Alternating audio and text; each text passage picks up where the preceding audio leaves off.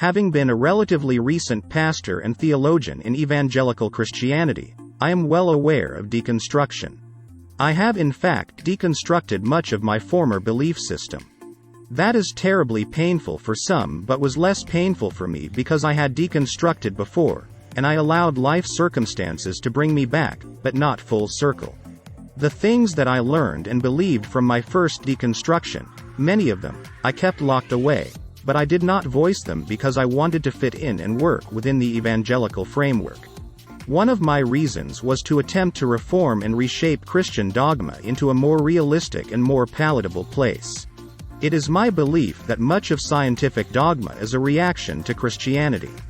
The Age of Reason liberated people from the constraints of religious dogma, but the process of liberation created a dogma that was just as rigid as Christian dogma to make sure that religious dogma would not gain a strong hold again. This resulted in denying any kind of supernatural or paranormal phenomenon. More than that, scorn was placed on any in science that would investigate or give credence to anything labeled pseudoscience. This included parapsychology, extrasensory perception, and anything that could be connected with the spiritual plane. Not only did academic science ridicule individuals that would investigate the paranormal, they actively damaged the careers of anyone daring to step outside of the accepted scope of materialism. They had concluded that the material world happened independently of any outside force and that even consciousness arose from materialism. Of course, there were intellectual giants that did not give into the materialist physicalist dogma, but they were few in comparison to all those in scientific endeavors. One such giant was Carl Jung, who held that one of the most important parts of psychology was humanity's relationship to the numinous. Many of the physicists that developed quantum mechanics were bold in stating that there was most definitely a supernatural aspect to reality. Over the millennia, Greek philosophy, especially Platonism and Neoplatonism, stated that the universe at its core foundation was mental and ideal.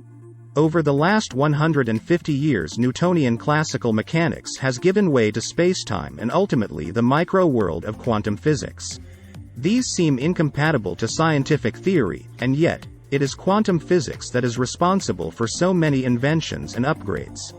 You often hear physicists say that they cannot explain the weirdness of the quantum world but only that it works.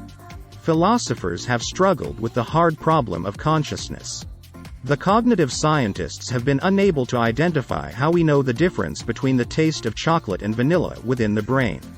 They are unable to deal with experience. There is a rise in philosophers that have a panpsychist view of the nature of reality.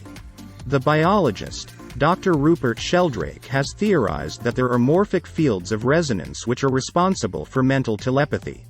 It is not just in humans but in the animal kingdom as well. Dr. Donald Hoffman, a cognitive scientist from the University of California at Irvine, is working on a theory that consciousness is the foundation of reality. He is making progress mathematically using evolutionary game theory.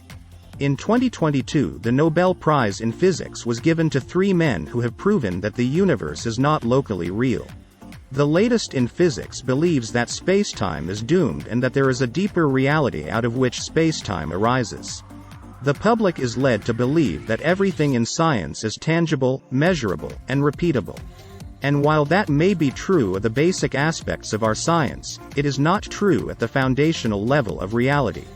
In that area there are theories and hypotheses and there is a wide difference of opinion. They simply agree to disagree. The quantum level works for a multitude of advancements in technology, and yet it is still a mystery. I can understand why they stay away from what they call woo, but that is not the same thing as ridiculing woo. The fact is, they ridicule woo. The question becomes, why do they ridicule woo? I think the answer is, if they give any room for the supernatural, if they give any room for consciousness to be foundational to reality, they establish religion's role in human philosophy. I don't think it has to be the case. They can embrace the possibility of consciousness being foundational without validating religious dogma. But the fact is, they have developed scientific dogma to eliminate the return of religious dogma, and that needs to be deconstructed. Please like and subscribe. Thanks for watching.